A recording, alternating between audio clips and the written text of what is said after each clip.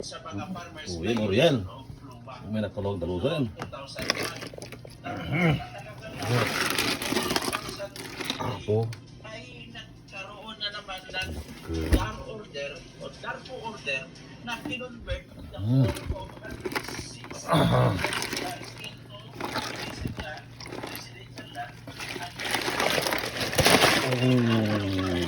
na-award na in favor sa mga farmers pero hindi pa nila nahawakan na convert na. Ano mo na yun, nalababon.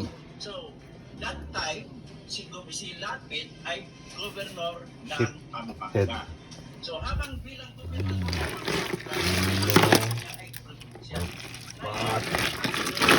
Lima.